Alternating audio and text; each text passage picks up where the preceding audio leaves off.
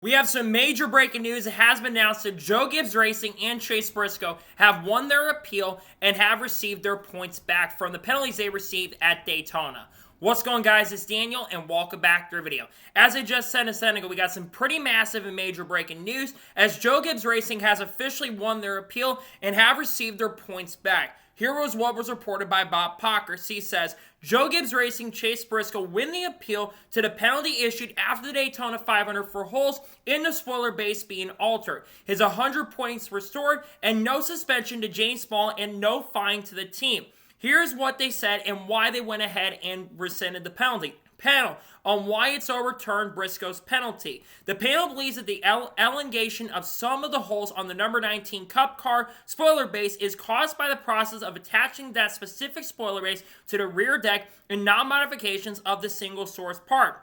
Continuing on, they say the panel who overturned the Briscoe appeal, Motorsports Marketing Executive Dixon Johnson, former Speed Channel President Hunter Nickel, and former South Boston Speedway GM Kathy Rice. This is absolutely huge and a really big deal for Chase Briscoe. We talked about this on the channel when it was officially announced and confirmed that Chase Briscoe had been handed a pretty massive penalty for spoiler modifications and got handed an L2 penalty. He had lost 10 playoff points, had gotten a 100-point penalty, and basically gotten a massive penalty that was going to affect him at the start of the year. Now, I believe with Chase Briscoe winning his appeal, I believe he goes back from being, negative 28 below, having negative 28 points, and now goes up to, I believe, having 72 points, which I believe puts him above the cutoff line currently at the moment due to being pretty consistent at the start of 2025, despite the penalty. I believe this is the first time that a team, since we started doing the appeals for the next-gen cars, we have not really seen a team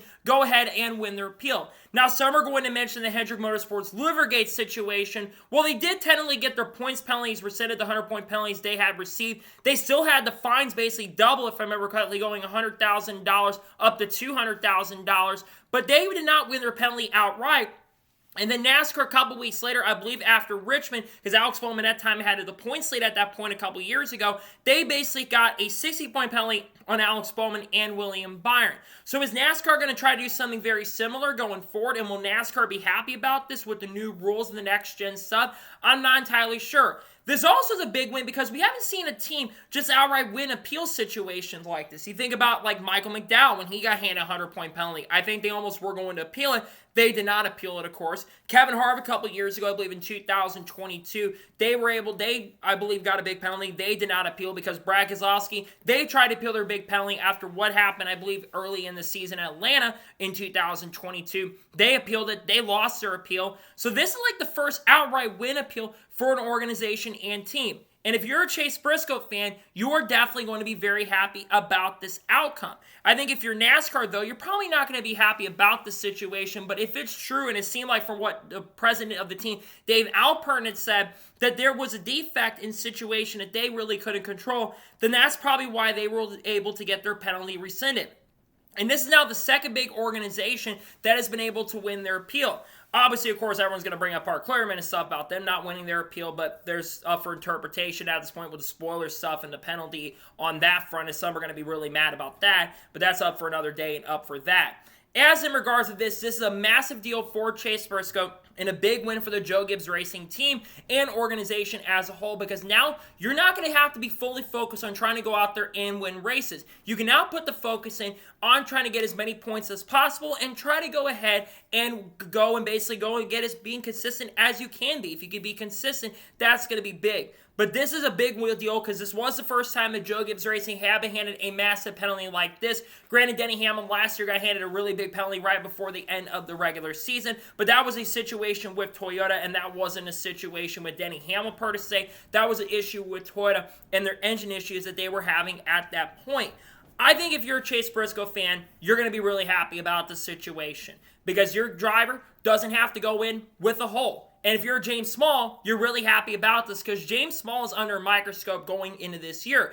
James Small obviously have been someone that's been under a microscope because he has not only won one of the last 3 seasons and didn't win in 2022 and didn't win in 2024 with Martin Truex Jr. And Chase Briscoe shown some really solid pace and good speed to start the 2025 season. But if they had still had this big penalty, they would have been focusing on that. Now, how they still had the penalty, I still think they would have had a chance and opportunity to get in on points. But with them going ahead and winning this appeal, at this particular moment in point, this puts Joe Gibbs Racing in a much better position. And now you don't have a driver who is in a really difficult position in regards to that. So I think this is a massive, massive win for Joe Gibbs Racing and a really, really big deal for the organization as a whole. Now, I think that there's going to be some people talking about, because they're going to be saying what the Daytona 500 qualifying situation that happened, they are going to be saying, basically they cheated and got away with it with them winning the appeal. But if NASCAR and the Independence Appeal Panel do feel like that they didn't really cheat in this situation, because it's kind of funny, after the Daytona 500, they were the winners of the 500 qualifying session, with Briscoe winning Daytona 500 qualifying. And then, of course, the next week or so at Atlanta Motor Speedway, the next Super Speedway race, they really struggled in qualifying and weren't that fast and showed a little bit lack of speed. I believe Chase Briscoe was the fastest qualifier from Joe Gibbs Racing, and I believe qualified around 23rd or 24th position. But I think that if they really had the case evidence, which it seemed like they did, they should be able to win. But going back to Parker Kligerman, I feel like at this point they probably should have given Kligerman the win at this point, because how can you let Kligerman, who probably brought a lot of evidence to show, hey, we basically didn't cheat, we basically were screwed up, and NASCAR really screwed up the process. They're going to be saying, how come they were able to win their appeal, that being Chase Briscoe and Joe Gibbs Racing, and how come were we not able to win their appeal? I think there's going to be some questions on that front and the inconsistency on appeals. I believe a few of the people on this appeal board were part of the last situation for Parker Kligerman and Henderson. So Henderson's not going to be happy about this, and I don't blame them for being not happy about this, because they kind of got screwed over in this situation, in my opinion, because it seemed like they brought a lot of evidence and there was a major miscommunication on that part. Nonetheless, we're focusing on the Chase Briscoe situation, and I think it's a massive big deal to see that Chase Briscoe has been able to go ahead and win his appeal. Good to see them be able to win their appeal, because they were able to bring the evidence they needed to go ahead and win that said appeal.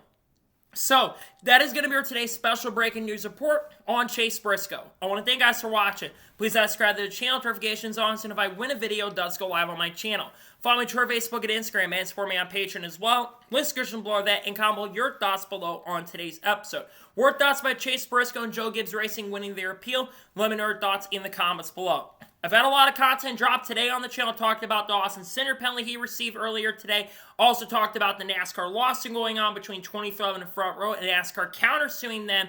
I also talked about some of the other news from this week, like Captain Lake and Kyle Larson. I'm going to have Xfinity Series race picks for this upcoming weekend's race at Phoenix Raceway dropping here in a little bit. And then, of course, I'm going to have the Cup race picks dropping tomorrow, along with the paint scheme video for the race at Phoenix, the Shriners Children 500. Friday, we should have a NASCAR news video discussing all the news we've talked about today on the channel, wrapping up from this week. And we've got some other news that might be coming later today as well.